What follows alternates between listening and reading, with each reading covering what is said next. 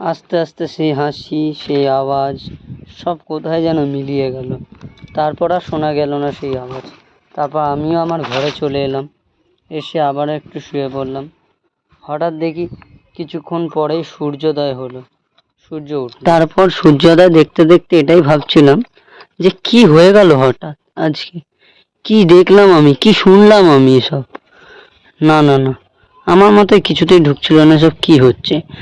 কোনো না কোনো রহস্যের ফাঁদে আমি পা দিয়ে ফেলেছি, কিন্তু যখন রহস্যের ফাঁদে পাই দিয়ে ফেলেছি তখন আমাকে সেই রহস্যের উদ্ঘাটন করেই থাকতে হবে। তার মানে আবার কাউকে ন্যায় বিচার পাওয়ানোর সময় এসে গেছে। ঠিক আছে, এই রহস্যের উদ্ঘাটন আমি করেই ছাড়ব। তারপরে আমি সেসব কথা ভুলে গিয়ে জয়কে ডাকতে গেলাম যে আমাদের তাড়াতাড়ি আজকে বেরোতেও হবে, যাতে করে আমরা ঠাকুর আনতে যেতে পারি। তো জয়কে ডাকলাম, কিরে ওট ওট ওট ওট ওট ওট। না ভাই, উঠছি না, ওট। ঠিক আছে, আজকে রাস্তায় কোনো খাবার দেখলে তোরে খেতে দেবো না, যা খাবো আমরাই খাবো। চ চ উঠে গেছি। That's like a good boy. চল ওঠ, রেডি হ। হঠাৎ দরজায় আরোই নক করলো আর ডাকতে লাগলো আমাকে, এ দরজাটা খোল। হ্যাঁ খুলছি, তোরা রেডি? হ্যাঁ, আমি রেডি হয়ে গেছি। আচ্ছা ঠিক আছে, আমরা বেরোচ্ছি, চ। আমাদের হয়ে গেছে, চ তোরা প্রথমে যা, আমি আসছি। হ্যাঁ, প্রথমে আমরা ঠাকুরটা অর্ডার দিতে যাব, ঠিক আছে? ওখানে গিয়ে ওখান থেকে আসার সময় একটা পার্কের ওদিক থেকে ঘুরে এসে এদিকে আমবাগানে যাব, ঠিক আছে? আম পাড়তে ওখানে খুব সুন্দর আম গাছ আছে, ঠিক আছে? আমবাগানে আমটা পারবো, আমটা পেরে আমি কিন্তু আজকে আম পারবো, ঠিক আছে? আমটা পেরে দেখবি কত সুন্দর টেস্ট আমটার। আর চল চল তাড়াতাড়ি চলো না। বলে কথা টেস্ট হবে না? কিছু বললি? না না না, কি রে অনু, চ। হ্যাঁ চ, আমি তো একদম রেডি আছি, চ চ। এই সকাল সকাল অনেকদিন বাদ সূর্যোদয় দেখলাম, মনটা ভালো হয়ে গেল। ঠিক আছে, চ চ। আচ্ছা আর ওই ভালো হয়েছে কালকে, আচ্ছা আদিত্য, বাজে কথা বলছিস কেন তুই? সূর্য দেখে ভালো হয়েছে। হ্যাঁ সূর্য দেখেই ভালো হয়েছে। আচ্ছা আর ওই বল। কালকে কি তুই রাতে উঠেছিলিস? না, আমি যেই ঘুমালাম সেই সকালবেলা উঠলাম, উঠে অনুকে ডাকলাম, ডেকে ফ্রেশ ট্রেশ হয়ে রেডি ফেডি হয়ে তোদেরকে ডাকতে এলাম। কেন বলতো? না না কিছু না, এমনি। তুই তো হঠাৎ করে যখন জিজ্ঞাসা করিস না, কোনো ব্যাপার আছে নাকি? তোদের এখানে তো বিশাল কুকুর ডাকছে রে। হ্যাঁ, সকালবেলা ওরা মর্নিং ওয়াকে যাচ্ছে হয়তো, ওর জন্য। বাহ, দেখি সোনুকে আবার কামড়ে পামড়ে নেয় না। ঠিক আছে। আর কত দূর রে, চলেই যাচ্ছি তখন দেখবি। আরে চল চল, সকালবেলা মর্নিং ওয়াক করতে ভালো, চল। কি সুন্দর হাওয়া চলছে দেখেছিস? ঠাকুরগোলাটা আর একটুখানি।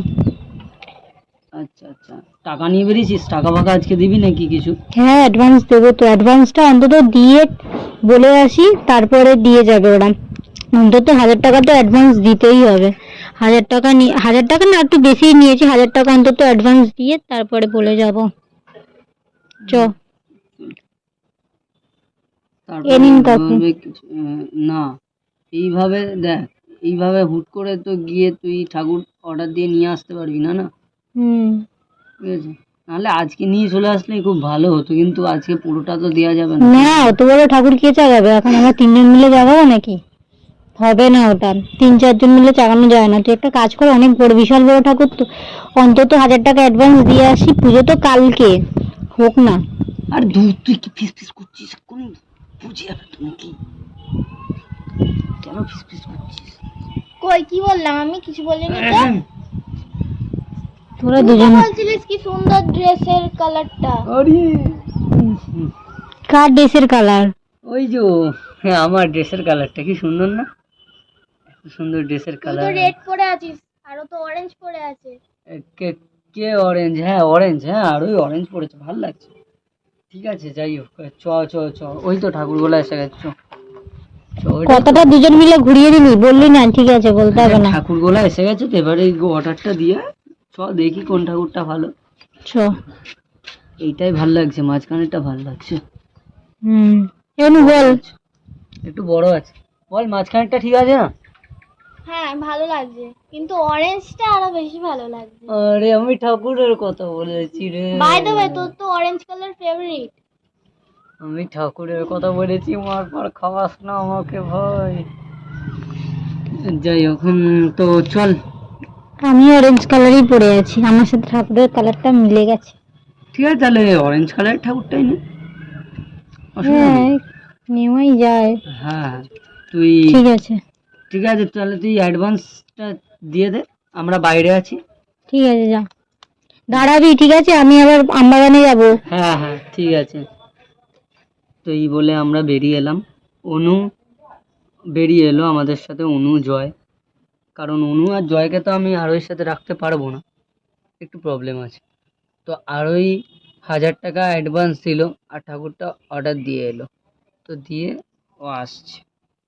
তো হঠাৎই জয় রাস্তার মাঝখানে আইসক্রিম দেখতে পেলো আর বলে উঠলো, এ ভাই দেখ ভাই আইসক্রিম, তুই খাওয়াবি বলেছিলি ভাই, খা না হ্যাঁ। খা না। ঠিক আছে, কেন তোরাও খাবি আইসক্রিম? হ্যাঁ হ্যাঁ খাবো জানিস, কোন খাবি তো? হ্যাঁ একদম। আরোই খেলে তাহলে কেন, নাহলে কিনতে হবে না। না না আমি একা না, অনুও খাবে। অনু খাবি তো? হ্যাঁ হ্যাঁ খাবে। ঠিক আছে ঠিক আছে, কি দাও একটা করে আইসক্রিম দাও। এই ঠিক আছে, হয়ে গেছে। কত টাকা বিল হলো? ঠিক আছে দিচ্ছি। ওকে। আরোই একটা কথা বলতো, বল।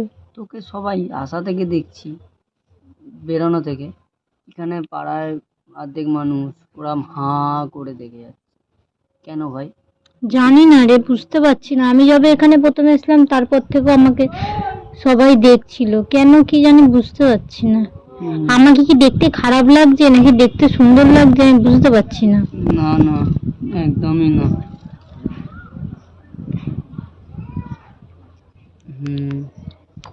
সেটাই ভাবছি। চ তারপরে এই বলতে বলতে ওরা এগিয়ে গেল, আর আমিও ভাবছিলাম কি হচ্ছে আমার সাথে, এগুলো কেন হচ্ছে।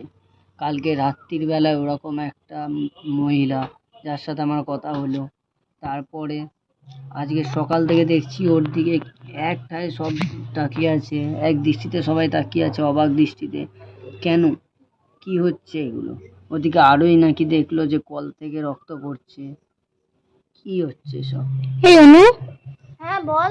আদি কোথায় গেল রে? কি হচ্ছে সব? আদি কি দেখ সমস্যা এখানে আছে কোথাও আওয়ারা এখানে? হয়ে পড়ে আছে। এই এরম বলছিস কেন? সমস্যা আছে ওখানে। জয়, আদিকে দেখেছিস? ওই তো তোর রেড কালার শার্ট পরে দাঁড়িয়ে আছে। দেখবি না কি হচ্ছে আদি সব? তো। দাঁড়া ডেকে যা, আনি। ডেকে আন। হ্যাঁ যাই, দাঁড়া। সব রহস্যর উদ্ঘাটন আমাদের ওই! সাথে। হ্যাঁ হ্যাঁ তুই কি বল। এখানে স্টপ হয়ে গেছিস কেন? তুই কি এগোবি না? চ আমি আসছি। তুই আমতা আমতা করছিস কার জন্য? কিছু না, চ গার্লফ্রেন্ডের কথা মনে পড়ছে নাকি? না না, ঠিক বলেছিস, কিভাবে পারপোজ করবে সেটাই ভাবছি। পারপোজ না, ওটা প্রপোজ হবে। পারপোজ তো আমাদের ভাষায়। ও হ্যাঁ হ্যাঁ ঠিক তুই বলেছিস, না ঠিক আছে। ভুলবার কথা বলা বন্ধ করো। আম পারবি তো? আরে ও এখানে আসলে ওর গার্লফ্রেন্ডকে মনে করছে, যদি এখানে থাকে তাহলে কত ভালো হতো বলতো। আম পারবি তো? হ্যাঁ। ঠিক আছে, চ আমটা আমি পেরে দিচ্ছি স্যার, না আমি পারবো। আমি পেরে দিচ্ছি। না না আমি পারি। আরে তুই আমাদের এখানে এসেছিস তো, তো আমি তোদের আম পেড়ে খাওয়াবো। এখানে আমের কত সুন্দর টেস্ট জানিস? হ্যাঁ সে আমি জানি। না না আমি আম পারবো, গাছটাতে উঠে তোদেরকে আম পেড়ে খাবো। আরোহী ঠিকই বলেছিস, ওকে একদম তুই আম পাড়তে দিবি না। জানিস ছোটবেলায় কি করেছিল? কি করেছিল? একদিন গাছে উঠতে গেছে আর তখন এত জোর পড়েছে আম গাছ থেকে, প্রত্যেকটা পাই ভেঙে গেছিল। তাই? আরে ছোটবেলার মতন হয়ে গেছে, ওটা বাদ দে। তারপর যদি আম গাছে উঠে গিয়ে ও যদি পড়ে যায়, তখন তো ওর বাবা মা সব আমাদেরকে একদম টাই ফিস করে দেবে, তখন কি হবে? অত কিছু জানি না, আমি আম পারবো মানে আমি আম পারবো। আর তোর ছোটবেলায় পড়ে গিয়ে পা ভেঙে গেছিল না, আবার উঠিস আবার পড়িস, আবার পাটা ভাঙুক, আরেকটা পা যেটা রয়েছে, তারপরে আন্টি ধরুক আমাদের সবাইকে, তাই না?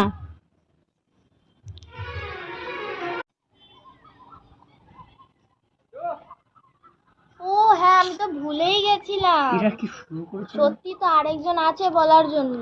কে রে? কে রে আরেকজন? আছে কেউ না আম পাড়তে দেরি হয়ে যাচ্ছে, তুই ওর না না তুই বল কে আছে ওর জন্য। হ্যাঁ ঠিক আছে আমি উঠছি। না না তো করতে হবে না, ও আমি যার যাচ্ছি। জন্য সবসময় আওয়ারা হয়ে থাকে। আরে তুই আওয়ারা হয়ে থাকিস? আমি উঠছি। হ্যাঁ রে, ওখানে গিয়ে দাঁড়িয়ে গেছিল কতক্ষণের জন্য, মনে হচ্ছিল ওরই কথা মনে করছিল। আমটা পারবি? লেট হচ্ছে। হ্যাঁ ঠিক বলেছিস, আমটা পেয়ে যাওয়া বাড়ি যেতে হবে। তাহলে চো আমি চো চো। না আমি পাচ্ছি। এই বলে আরোই আমার কথা না শুনে উঠে গেল আম গাছে। আর আম গাছে ওঠার পরে ওকে আমি লক্ষ্য করতে থাকলাম, কারণ এক মুহূর্তের জন্য ওকে আমি চোখের হারা করতে চাই না। ঠিক আছে, তারপরে এবারে জয়কে আমি ডাকলাম, জয়কে ডেকে বললাম একটা গোলাপ নিয়ে আসার কথা। ও আমাকে বলল, আচ্ছা, কেন রে, গোলাপ কেন? কেন তুই জানিস না আজকে প্রপোজ করবেন আমাদের স্যার? অনেক ঠিক বুঝেছিস, আছে দাঁড়া, আমি এবার গোলাপ যা। নিয়ে আসছি। ঠিক আছে এবার যা, আর ঠিক আছে বাড়াবাড়ি করিস না কিন্তু, বলে এলাম। এবার রাত হচ্ছে, এই মানে রাত হচ্ছে বলছি, দুপুর হয়ে যাচ্ছে। ঠিক, তারপর আমি অপেক্ষা করছিলাম যে আরই কখন গাছ থেকে নামবে। হঠাৎ আমার যেটা চোখে পড়লো সেটা আমি খুব অবাক হয়ে গেলাম। কিন্তু পকেটে কি একটা ঢোকাচ্ছে, আর ঢুকিয়ে স্টপ হয়ে গেল। তারপরে অনু ওকে বলল, কি রে, আম পারবি না তুই? ওখানটা দাঁড়িয়ে গেলি কেন? কি দেখছিস তুই অত মনোযোগ দিয়ে? হ্যাঁ দাঁড়িয়ে গেলি কেন? পারছি, ওয়েট কর। কি হয়ে গেল কি হলো বলতো? বুঝতে পারছি না। তারপরে এবার আরোই নামলো গাছ থেকে। যখন নামলো, কিন্তু নামার পরেও ওর চোখ মুখে যেন একটা কেমন অদ্ভুত ছাপ, যেন কিছু ভাবছে, কিছু নিয়ে মন মরা, কিছু নিয়ে চিন্তা করছে। তো হঠাৎ আমি গোলাপটাকে হাতে পিছন দিক থেকে সামনের দিকে নিয়ে আরোইয়ের দিকে বাড়িয়ে দিয়ে আরোইকে বললাম, আরোই হুম, তোকে একটা কথা বলার আছে। কি বলবি? বুঝতে পারছি না যে কিভাবে বলবো, কিন্তু বলতেই হবে। ঠিক আছে, যা বলবি তাড়াতাড়ি বল, আমাকে যেতে হবে, আমি যাব, বাড়ি ফিরতে হবে। আসলে আমি না তোকে ভালোবাসি, কি? আমি তোকে ভালোবাসি। কি বলছিস এইসব? আমার এগুলো একদম পছন্দ নয়, আমার এগুলো একদম ভালো লাগে না। সবাই বিশ্বাসঘাতক, আমি ভালোবাসাকে ঘৃণা করি। আমার চোখের সামনে থেকে সবাই সরে যাও। আর তুই, তোর সাহস হলো কি করে, তুই আমাকে এইসব ভুলভাল কথা বলছিস? এত সাহস পাস কি করে? আমি কারোর কাছে মাথা নত করতে পারি না, আর আমি একটা ছেলের কাছে মাথা নত করে তাকে হ্যাঁ বলবো, এটা হতে পারে না। তুই ভাবলি কি করে যে এইসব প্রস্তাব দিচ্ছিস আমাকে? ভুল করেও এইসব। আরোই চুপ, বেশি কথা বলিস। আরে কি হলো? কি হলো? কি হলো তুই জানিস? তুই এতক্ষণ ধরে কি বকে যাচ্ছিলিস? কই কি বললাম? গোলাপ? আরে সাবাস, কি সুন্দর গোলাপটা! এই কাকে দিবি রে? তোর গার্লফ্রেন্ড কে? এই অনু, হ্যাঁ বল। এই গোলাপটাও কাকে দেবে রে? কাউকে না তো, তাহলে এমনি নিয়ে এসেছিল। তাহলে গোলাপটা নিয়ে এসে, কি সুন্দর দেখতে গোলাপটা। আরে গোলাপ নিয়ে এসে নিশ্চয়ই কাউকে প্রপোজ টোপোজ করবি, কাউকে করবি নাকি? ও তোর গার্লফ্রেন্ডকে করা হয়ে গেছে, ওকে দিবি? আরে বল বল, লজ্জা পাস না? একটা কথা বলবো, গোলাপটা না তুই তোর কাছে একটু রাখতে পারবি কদিন?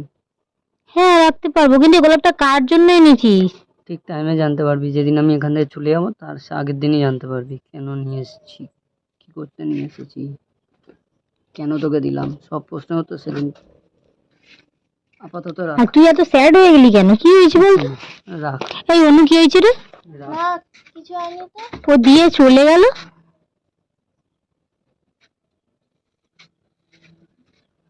তো এই সামনে থেকে অনেকক্ষণ আগে চলে এসেছি, এসে ভাবছি কি হচ্ছে, কেন এরকম ব্যবহার করছে, কাছে থাকা অবস্থায় স্টপই বা হয়ে গেল কেন। তারপরে ভাবতে ভাবতে কেন জানি না হঠাৎই আমার মাথায় এলো যে ওই পেন্টিংয়ে দেখতে মেয়েটা কে। তারপরে ওই পেন্টিংটার যে মেয়েটা ছিল ওকে হুবহু আরোহীর মতন দেখতে, কিন্তু যেরকমভাবে ধুলো লেগেছিল পেন্টিংটা সেই অনুযায়ী দেখে মনে হলো ওটা আরোহীর পেন্টিং হতেই পারে না। যেহেতু বললো যে আরোহী সবে সবে বাড়িটা নাকি কিনেছে ওর বাবা। তো যাই হোক, কোথা থেকে এই রহস্য শুরু হচ্ছে আমার এটা জানতে হবে। তার জন্য আমাকে ওই ড্রাইভারটাকে ফোন করতে হবে। সেই ড্রাইভারটা আমাকে বলেছিল যে এই নিউল্যান্ডের আনাচে কানাচে নাকি রহস্য লুকিয়ে আছে। কী রহস্য লুকিয়ে আছে আমাকে সেটা জানতে হবে। আমি ড্রাইভারটাকে বরঞ্চ একবার ফোন করি, করে ওনাকে আসতে বলি আমাদের এখানে, দেখি কি হয়। তারপরে দেখা যাবে এই রহস্যের কোথায় গিয়ে শেষ হয়। হ্যালো, হ্যাঁ বলুন। আমি ওই যে আপনার ট্যাক্সিতে করে এলাম বন্ধুদের নিয়ে। হ্যাঁ বুঝতে পেরেছি, বলুন। না, আসলে আমার একটা হেল্পের দরকার ছিল, তো আপনি কি হেল্প করতে পারবেন? অবশ্যই পারবো, কেন পারবো না। হ্যাঁ, তো আপনি একটা কাজ করুন না, রাত্রি 8টার দিকে আমাদের গেস্ট হাউসে একবার চলে আসুন। ঠিক নিউল্যান্ডের যে বাড়িটার সামনে, মানে দেখবেন নিউল্যান্ডে গিয়ে একটা লক্ষ্মী সুইটস আছে, ওই লক্ষ্মী সুইটসের পাশেই একটা গলিতে বাড়ি আছে, বড় 4তলা বাড়ি। কি বলছে? ওই বাড়ি? কেন, ওই বাড়ির নাম শুনে এতটা চমকে উঠলেন কেন? না না না না না, ওই বাড়িতে রাত্রিবেলা আমি বলছি আপনাকে, শুনুন, কিচ্ছু হবে না, আপনি আসুন। আরে না না, আপনি পাগল হলেন নাকি? আমি ওখানে যেতে পারবো না। আপনি আমাকে কবরস্থানে যেতে বললে আমি চলে যাবো, কিন্তু ওখানে না। আরে আপনি কেন মজা করছেন, আসুন না, কিছু হবে না, আমি তো আছি, কিছু হলে আমি দেখে নেবো।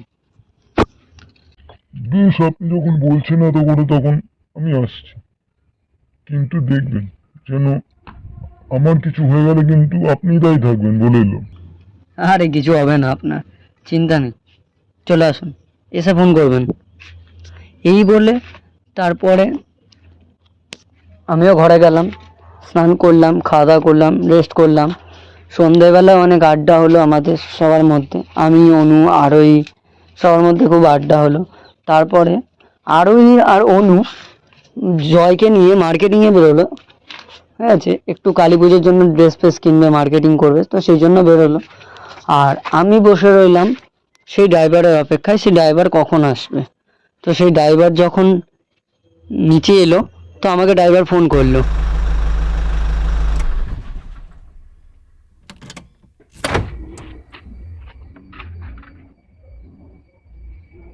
হ্যালো, হ্যাঁ দাদা আমি এসে গেছি। আসুন আসুন, আপনি দাঁড়ান, আমি নিয়ে আসছি আপনাকে। তো এই বলে আমি ওনাকে নিচ থেকে ওপরে গেস্ট হাউসে নিয়ে এলাম।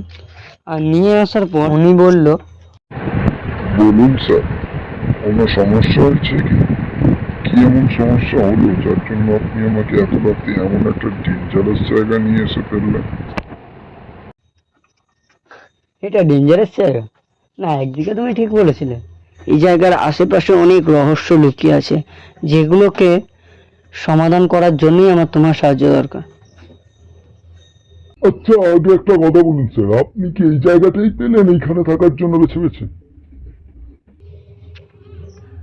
কেন, এমন কি আছে এই জায়গায়? আপনি জানেন না, আগামী 3 বছরে এখানে কেউ আসেনি স্যার, কেউ আসেনি। এই বাড়ি থেকে শুধু চিৎকারের আওয়াজ শোনা যেত, আর মাঝে মাঝে নৃত্যের আওয়াজ শোনা যেত, মানে কেউ নাচতো। What? আচ্ছা, তো আপনি আমাকে একটা সাহায্য করতে পারবেন? হ্যাঁ বলুন। আমাকে একটু লাইব্রেরিতে নিয়ে যাবেন প্লিজ। কিছু মনে না করলে একটা কথা বলবো। হ্যাঁ বলুন। আপনি লাইব্রেরিতে কেন যেতে চাইছেন হঠাৎ করে? আসলে আমার কিছু বইয়ের দরকার আছে, তাই জন্য। আচ্ছা বেশ, চলুন, তবে আমি কিন্তু আর আপনাকে ছাড়তে আসতে পারবো না। বেশ ঠিক আছে, আমি অন্য ট্যাক্সি দেখে নেবো। ঠিক আছে, আপনি শুধু লাইব্রেরিতে নিয়ে চলুন। ঠিক আছে, চলুন। চল এখন। হ্যাঁ চলুন। এই বলে উনি আমাকে নিয়ে লাইব্রেরিতে চলে গেল। লাইব্রেরিতে নামিয়ে দিয়ে উনি অন্যদিকে ট্যাক্সি নিয়ে চলে গেল। কোনো ভাড়া বা হয়তো বাড়ি চলে গেল, সেটা ঠিক বুঝতে পারলাম না। তারপরে আমি লাইব্রেরিতে ঢুকে এদিক ওদিক বই ঘাঁটতে ঘাঁটতে একটা বই নিয়ে পড়তে লাগলাম। ঠিক সেই বইটার একটা পেজ থেকে হঠাৎ একটা ছবি এসে আমার সামনে উপস্থিত হলো।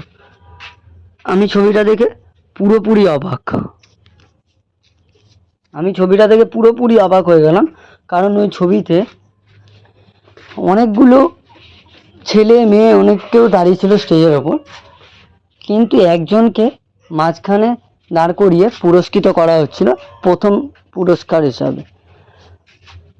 তাই আমি ভাবলাম যে এটা কিভাবে হতে পারে।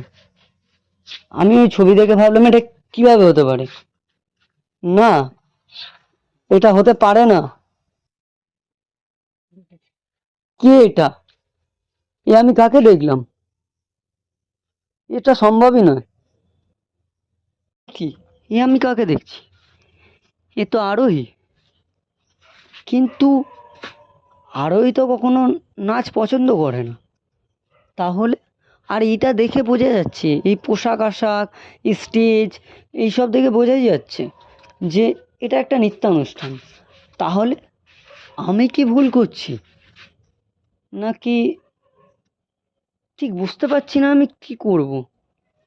তখন হঠাৎ করে সব ভাবতে ভাবতে সেই ছবিটা একটা হাওয়ার কারণে উড়তে উড়তে একটা জায়গায় গিয়ে পড়লো। তারপর আমি সেই জায়গায় গিয়ে পৌঁছে ছবিটা তুলতে গেলাম। ঠিক তুলতে গিয়ে তখনই দেখি সামনে একটা বড় শোকেস টাইপের করা, যে শোকেসের মধ্যে লেখা আছে যে মোহিনী নৃত্য অ্যালবাম। সেখানে মোহিনী নৃত্য অ্যালবাম লেখা আছে।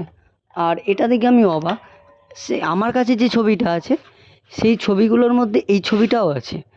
তার মানে ওই ছবির একটা কপি কেউ এই বইয়ের মধ্যে রেখে দিয়েছিল, আর সেই বই আর সেই ছবির কপিটাই এসে আমার হাতে এসে পড়ে।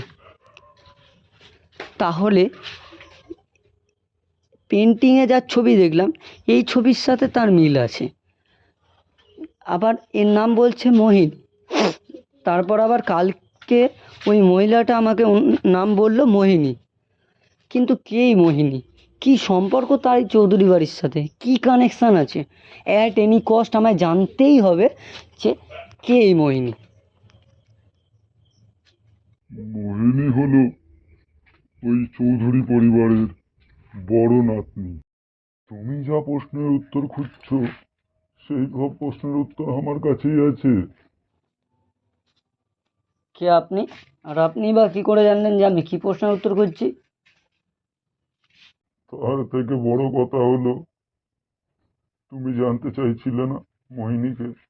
মোহিনী হলো ওই চৌধুরী পরিবারের জমিদার বাড়ির উত্তরাধিকারীর মধ্যে একজন।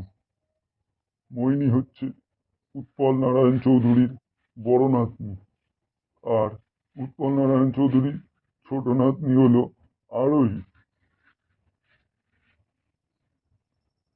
তুমি এসব কথা কিছুই জানো না, তাই তোমাকে বলছি। আসলে উৎপল নারায়ণ চৌধুরীর একমাত্র ছেলে অতুল নারায়ণ চৌধুরী। অতুল নারায়ণ চৌধুরী দুই মেয়ে, এক হচ্ছে মোহিনী আর এক হচ্ছে আরোহী। তখনকার দিনে হসপিটাল ছিল না, তাই হসপিটালে কোনো রকম ডেলিভারির চান্স ছিল না। তাই সেদিন খুব বৃষ্টি পড়ছিল রাত্রিবেলা, আর এক দাই মা তখন ওখান থেকে যাচ্ছিল তার ডিউটি সেরে, সে আয়ার কাজ করে।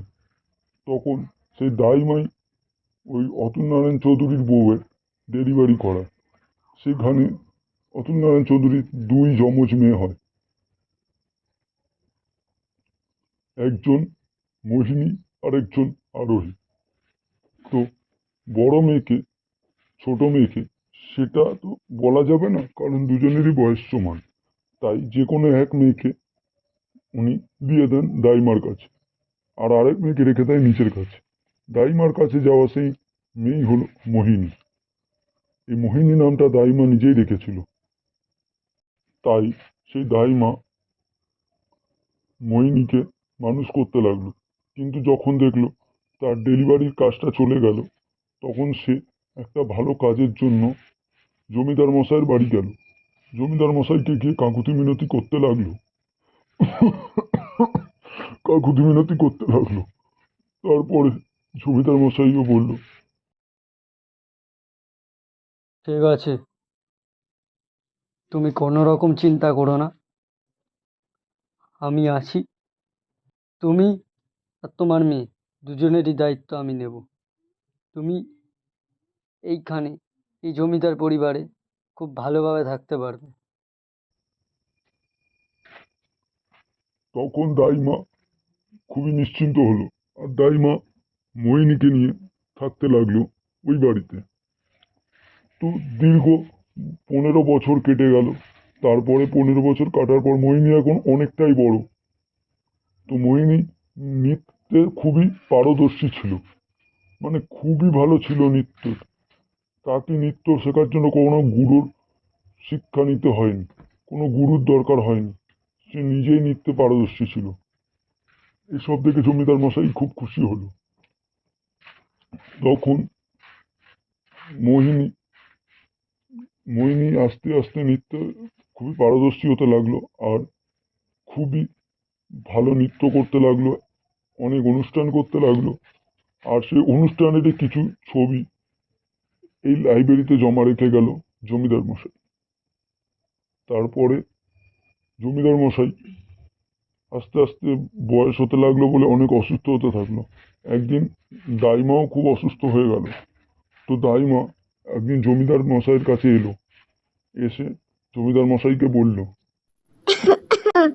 বাবা আসতে পারি? আয় ভেতরে আয়। হুম। বাবা, তোমাকে অনেক দিন ধরে একটা কথা বলবো বলে ভাবছি, কিন্তু বলতে পারছি না। কি করে বলবো সেটাও বুঝতে পারছি না। কি বলবি বল না। কথাটা এমনই, বলতে পারছি না, না বললেও হয়তো এই পরিবারের সাথে আমার অন্যায় করা হয়ে যাবে। ঠিক আছে বল, তুই নির্ভয়ে বল কি বলতে চাস। আমার মনে হয় আজকে তোমাকে বলতেই হবে, না বললে অনেক দেরি হয়ে যাবে। তাই অনেকটা সাহস নিয়ে তোমাকে বলতে এসেছি বাবা। মোহিনী মোহিনী আসলে তোমারই বংশধর, তোমারই রক্ত বইছে ওর শরীরে। আরে তুই কি বলতে এসেছিস ঠিক করে বল, এইসব আমার মাথায় ঢুকছে না, তুই কি বলছিস। বাবা, আমরা তো সবাই জানি তুমি কেমন ছিলে, তুমি কেমন বংশধর পছন্দ করো। তুমি তো মেয়েকে পছন্দ করো না, তুমি তো ছেলে বংশধর চাও। আর তখন দুটোই মেয়ে হয়েছিল। তখন আমরা সবাই ভেবেছিলাম যে হয়তো একটা সন্তানকে সরিয়ে দিয়ে বিক্রি করে দেওয়া হবে। যেহেতু আমার কোনো সন্তান ছিল না বাবা, তার জন্য আমি আমার কাছে রেখে বড় করেছি, মানুষ করেছি। আমার তো কোনো সন্তান নেই বাবা, তাই আমি আমার কাছে রেখে আমার বুকে কোলে পিঠে মানুষ করেছি বাবা। আমি আজকে ভাবলাম যে তোমাকে জানানোটা খুব দরকার বাবা, তাই তোমাকে আমি জানালাম। মোহিনী আমার সন্তান না, তোমাদের বাড়ির তোমাদের বংশের বংশধর। কিন্তু আমার বংশধর তো অতুলের সাথে কলকাতায় মানুষ হচ্ছে, তাহলে এটা কোথা থেকে। হ্যাঁ বাবা, এটাও তোমার হ্যাঁ বাবা, এই যে বললাম তখন যে দুটো সন্তান জন্মগ্রহণ করেছিল সেদিনকে, যেটা রাতুলের সাথে আছে সেটা তোমার ছোট নাতনি, আর যেটা আমি মানুষ করেছি মোহিনী সেটা তোমার বড় নাতনি। দেখো বাবা, আমার যেটা বলার আমি তো সেটা বলে দিয়েছি। আমি দোষ করেছি, আমি মাথা পেতে শাস্তিও নিতে রাজি আছি। এবার তুমি জানো, তুমি তোমার নাতনিকে বুকে জড়িয়ে নিয়ে তোমার কাছে রাখবে, না আমাদের এই বাড়ি থেকে বের করে দেবে, না তোমার আশ্রয় থেকে আমাদের বঞ্চিত করবে।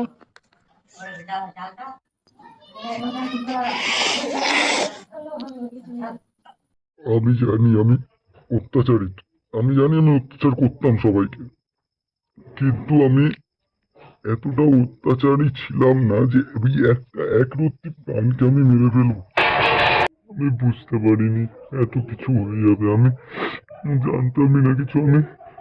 আমি চেয়েছিলাম বংশধর হিসাবে, আমি ছেলে বংশধর চেয়েছিলাম, কারণ সবসময় অতুল কাজের জন্য বাইরে থাকতো। আমার অবর্তমানে এই এত বড় সম্পত্তি, এত বড় জমিদার বাড়ি কে সামলাবে? তাই আমি চেয়েছিলাম যে ছেলে বংশধর, কিন্তু তাই বলে একটা মেয়ে বংশধর হয়েছে বলে আমি তাকে, এতটাও খারাপ মানুষ আমি নয়।